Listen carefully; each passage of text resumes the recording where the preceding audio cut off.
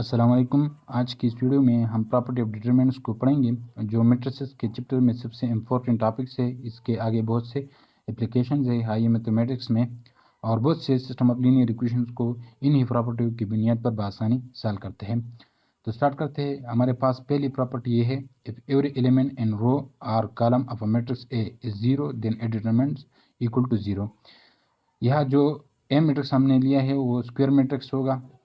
तो पहली प्रॉपर्टी ये कहते हैं, अगर आपके पास कोई स्क्वायर मैट्रिक्स है और उस स्क्वायर मैट्रिक्स में किसी एक रो के तमाम एलिमेंट्स या किसी एक कॉलम के तमाम एलिमेंट्स वो ज़ीरो हो, तो उस मैट्रिक्स का डिटरमिनेंट्स वो ज़ीरो के बराबर होगा। फॉर एग्जांपल, ये हमारे पास एक स्क्वायर मैट्रिक्स है 3/3 और इसमें R2 के एलिमेंट अगर आप देखें तो ज़ीरो है। अब इसके बाद डिटरमिनेंट फाइंड के लिए हम R1 भी यूज़ कर सकते हैं। R1 पर एक्सपेंड करें, R2 पर एक्सपेंड करें, R3 पर एक्सपेंड करें। तो ये हम R2 पर एक्सपेंड करेंगे। R2 पर एक्सपेंड करने से हम R2 के एलिमेंट लेंगे और रिमेनिंग मैट्रिक्स लेंगे। तो अगर हम इसको कैलकुलेट करें और जीरो से मल्टीप्लाई करें तो इसका रिजल्ट वो जीरो के बराबर हुआ। तो ये हमारे पास पहली प्रॉपर्टी थी। दूसरी प्रॉपर्टी क्या कहती है? दूसरी प्रॉपर्टी ये है कि all element of a row interchange with corresponding column then a determinant does not change. अगर कोई मैट्रिक्स है, स्क्वायर मैट्रिक्स है हमारे पास, और उसके किसी रो के हम तमाम एलिमेंट उसके करिस्पॉन्डिंग कॉलम से इंटरचेंज करें तो जो रिजल्टेंट मैट्रिक्स होगा, यानी उसका मैट्रिक्स और जो ओरिजिनल मैट्रिक्स है हमारे पास, उसका डिटरमिनेंट्स वो सेम होगा। फॉर एग्जांपल, ये हमारे पास एक मैट्रिक्स है और इसका फर्स्ट रो ये है और फर्स्ट कॉलम ये है। अब मैं इन दोनों को इंटरचेंज करूंगा तो रिजल्टेंट मैट्रिक्स हमारे पास ये क्या हुआ, 1 0। जो हमारे पास यहाँ कॉलम था उसके तमाम एलिमेंट्स वो अब यहाँ रो 1 के एलिमेंट में तब्दील हुआ, और इसी तरह जो यह R1 के एलिमेंट थे वो अब यहाँ C1 के यानी कॉलम 1 के एलिमेंट्स हुए। अब अगर हम इनका डिटरमिनेंट फाइंड करें तो ये डिटरमिनेंट्स इन दोनों मैट्रिक्स का डिटरमिनेंट्स वो आपस में बराबर होगा। अब तीसरी प्रॉपर्टी क्या है? तीसरी प्रॉपर्टी ये है, एनी टू रो और columns are interchange then determinants negative. यानी अगर आपका पास एक स्क्वायर मैट्रिक्स है और उस स्क्वायर मैट्रिक्स में आप दो रो को आपस में इंटरचेंज करें या दो कॉलम को आपस में इंटरचेंज करें, तो जो रिजल्ट्स मैट्रिक्स आएगा उसका डिटरमिनेंट फाइंड करें तो ओरिजिनल डिटरमिनेंट्स के नेगेटिव के बराबर होगा। फॉर एग्जांपल, ये हमारे पास एक मैट्रिक्स है और इसका अब हम क्या करेंगे, इसमें दो रो को इंटरचेंज करेंगे, यानी फर्स्ट रो को और सेकंड रो को आपस में इंटरचेंज करें। तो जो रिजल्टेंट मैट्रिक्स हमारे पास आया वो ये है R1 और ये हमारे पास R2 है, इसका इंटरचेंज करें। अब इन दोनों का क्या करेंगे, डिटरमिनेंट फाइंड करें।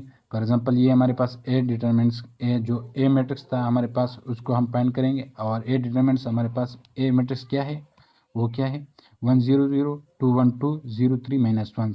अब इसको फर्स्ट रो से एक्सपेंड करें। जो फर्स्ट रो से एक्सपेंड करने से हमारे पास इसका डिटरमिनेंट क्या किसके बराबर है, वो -7 के बराबर है।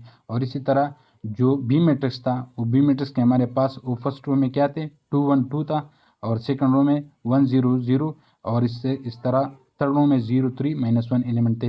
अब हम बी को क्या करेंगे, R2 पर एक्सपेंड करेंगे। तो R2 पर एक्सपेंड करने से -1 लिखेंगे, और इसी तरह रिमेनिंग एलिमेंट्स, और चूंकि R2 में बाकी एलिमेंट 0 थे तो इसका जब हम कैलकुलेशन करेंगे तो वो 0 के बराबर हुए। तो बी डिटरमिनेंट्स हमारे पास वो 7 के बराबर हुआ।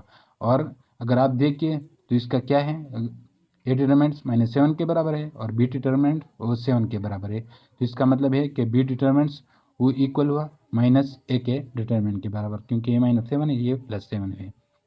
अब डी प्रॉपर्टी क्या है, if A is two same row और column then A determinants equal to 0। अगर आपके पास कोई स्क्वायर मैट्रिक्स है और उस स्क्वायर मैट्रिक्स में कोई दो रो या कोई दो कॉलम सेम हो तो फिर उसका डिटरमिनेंट्स क्या होगा, 0 के बराबर हुआ। फॉर एग्जांपल, आप इस मैट्रिक्स को देखिए, इसमें हमारे पास R1 और R3 क्या है, वो सेम है। अब हम क्या करेंगे, और ये B क्या है, ये हमारे पास जब हम इसको दो रो को आपस में इंटरचेंज करेंगे तो ये हमारे पास R2 है और ये R3 है। इसको मैंने आपस में इंटरचेंज करो, ये रिजल्टेंट मैट्रिक्स आया हमारे पास। अब प्रीवियस प्रॉपर्टी जो हमारे पास तीसरी प्रॉपर्टी थी उसके मुताबिक B का डिटरमिनेंट्स वो नेगेटिव -a के डिटरमिनेंट के बराबर होगा। लेकिन अगर आप याद देखें तो ये और ये दोनों आपस में क्या है, वो सेम मैट्रिक्स है। ये मैट्रिक्स और ये दोनों क्या है, ये मैट्रिक्स और बी मैट्रिक्स सेम है।